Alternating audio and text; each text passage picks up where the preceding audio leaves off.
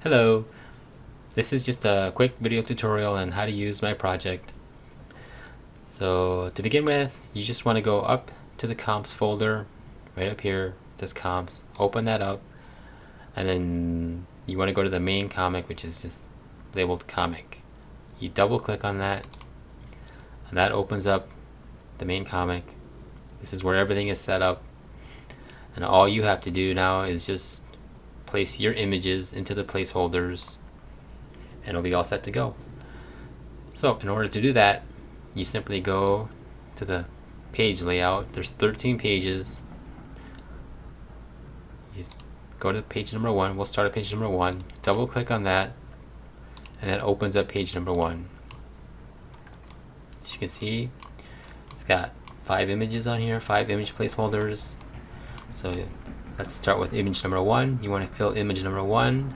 So to do that, you simply go here where it says replace images here. Open up that folder, and it has all 45 image placeholders all set up. You want to go to image 1, double click on that, and that opens up the placeholder for image 1. So now all you have to simply do is take your images and place it into there. So to do that, you drag your images. I have a folder called Your Images Go Here. This is where I normally put all my images just to keep everything organized. So you drag whatever pictures you would like, drag it into there. And there it is. Open that up, and then you have your images here. And now all you have to do is find an image, say that we want this one, and then you can either drag it onto the image here or drag it down to the timeline here. And then all you have to do is grab this little corner, grab one of the corners to scale it so that it fits inside the comp area. Drag it, scale it, and if you hold down shift while you're dragging, you will maintain the aspect ratio and your pictures won't turn out funny looking. Just hold down shift, resize it till you get it to where you sort of fills up the entire image comp, and then that's all there is. When you're done with that, you can close that image, and then there you see it's been placed right into the page exactly where it's supposed to be, and that's all you have to do. So let's try image number 5. This is a vertical panel, so we'll repeat the same thing. We want image number 5, so we want to go to replace images here, open that up. We want to go to image 5, double click on image 5. That opens up the panel, the comp, and then we just want to go down to your images and find one that you think would fit in there. For example, this one. You can either drag it over here or drag it down there. And then grab one of the corners to resize it, hold down the shift key, move it around till you find a good place where you like it. Let's say here.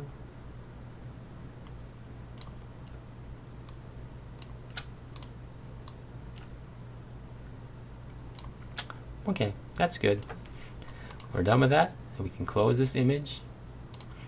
And as we look on our page, there it is. The image is already set, good to go. And then if we go back to our comic, you will see that it has already been placed into the comic project, already there.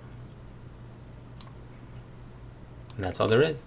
But I'm going to show you quick one more panel because I have a circle panel, and I just wanted to show you how you do that one.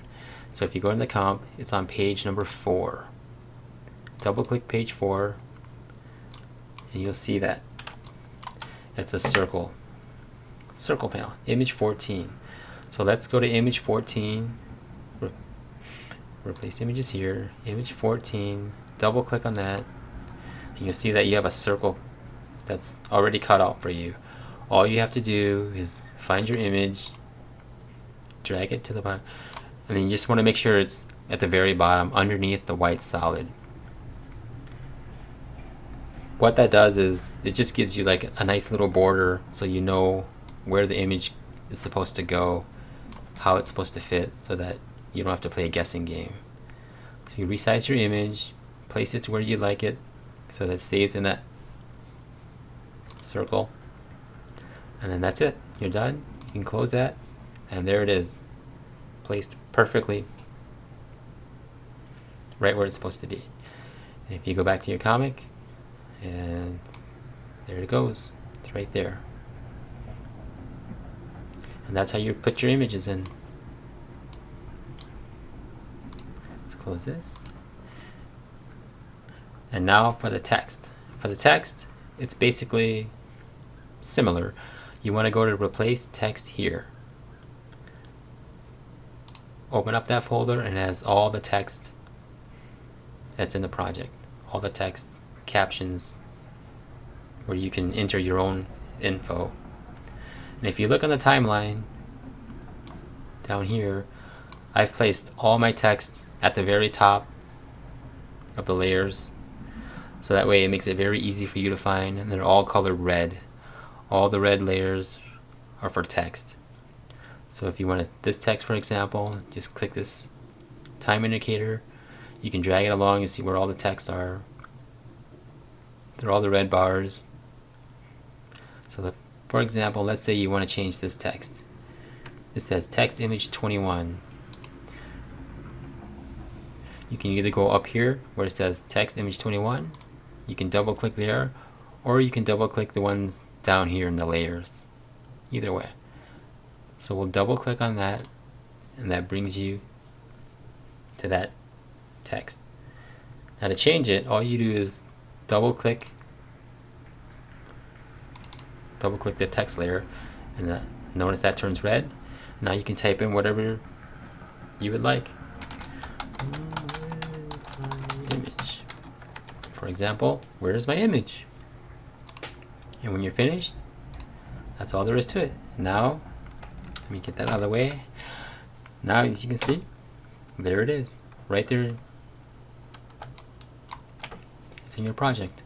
As you scroll, your text comes in, and it's the same thing for all the other text. You simply go there, same process. Now for your title. Now the title I have placed at the bottom because of the way the panels, the way the pages are set up. The title is the only one that's at the bottom. But it's exactly the same thing.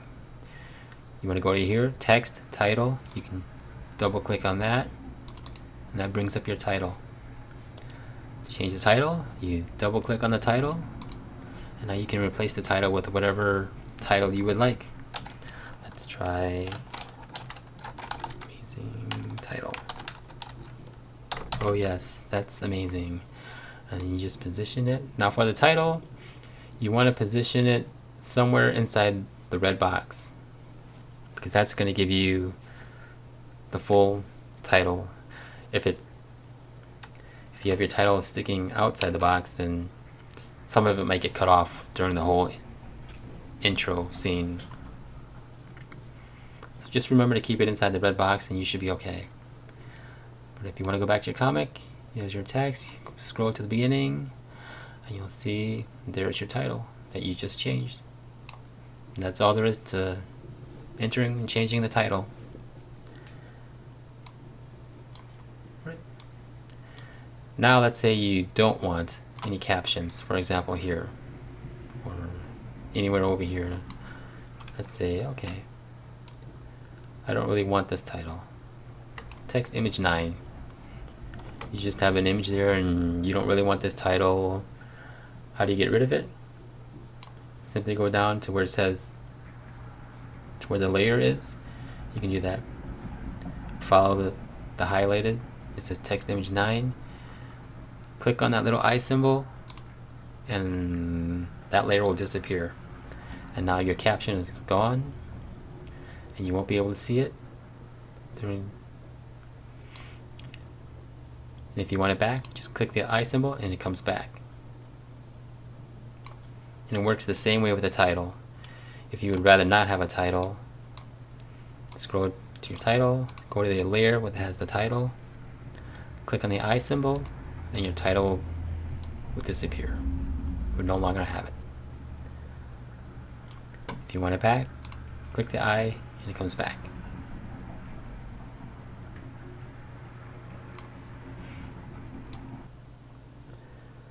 Okay, just a couple quick little tips here. If you decide you don't want to use the comic book effect, here's how to remove it.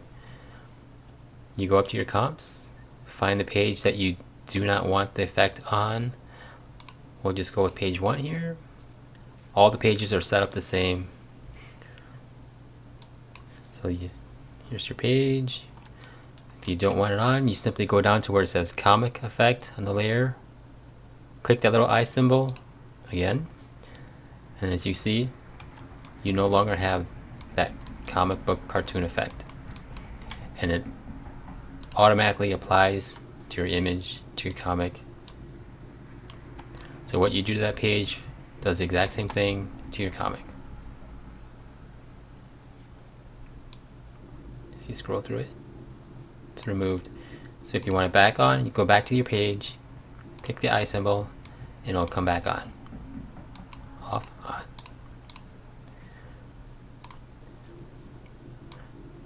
And just another little tidbit that you should know. The cartoon effect, After Effects calls it the cartoon effect. If you choose to use that, it will disable multiprocessing in After Effects. It's just something that happens with After Effects. It sends all that work, instead of the CPU doing it, sends it to the GPU. So multiprocessing is disabled with the cartoon effect. So if you do a RAM preview or render, you'll notice in the corner it says multiprocessing disabled. It's just because of that effect. So it's not something I did, it's not something that you did, it's just an After Effects thing. And just another little thing about your title. I would recommend that you choose a title font that has very thick, bold lettering. Because if you've seen my preview, let me play here, you'll see that I have like an image within the font itself. So if you have a very small lettering type font, you may not get that full effect as it's doing the intro. So you want to choose, so I would recommend that you choose a font that is very bold, very big, thick lettering, because that's going to give you that full Marvel-ish intro, so that you can see that other images that are playing within the lettering. But it's entirely up to you. If you'd rather not see that, or it's not that big of a deal for you, then you can go with a smaller lettering. That's fine. But just like you should know. And also the sound effects. I have sound effects that I made myself, and I placed them at the very bottom of the layer order, and they're all locked in so that they're not moved, just in case, because they'll throw off the timing if they're moved. But if you don't want to hear the sound effects, just click off that little stereo symbol, and that will remove the effect, or you won't be able to hear it. Or if you want to make any changes to it, you have to make sure you remove the locks first, because if you have the locks on, then you won't be able to do anything to that layer. It'll prevent you from doing anything to that layer.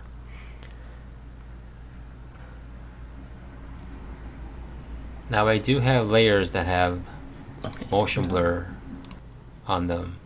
If you go scroll through the layers, you'll see that there are a few of them that have motion blur checked, but you don't really want to enable motion blur until the very end, because if you do it now, you'll notice, if you look at the picture, that the computer has to calculate everything all that motion that goes on. The computer has to calculate that, and as you're just working, it's not very beneficial to have that clicked on as you're working. So you click it off, that way you can scrub through your timeline, everything.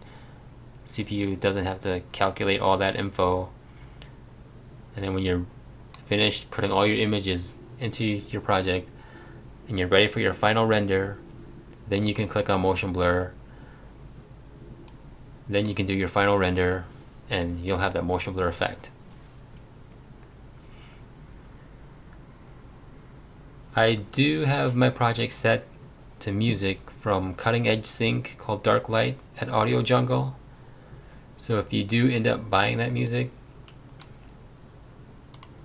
then all you do is just place it. I place it in the assets folder. Just grab the song, drop it in there, and then when it's in there, you can just drop it into your timeline. I like to drop it towards the bottom. That way it's just kind of out of the way of all the other layers. But all you do is drop it in there. It's already set for that music. And that's all there is to it. Thanks.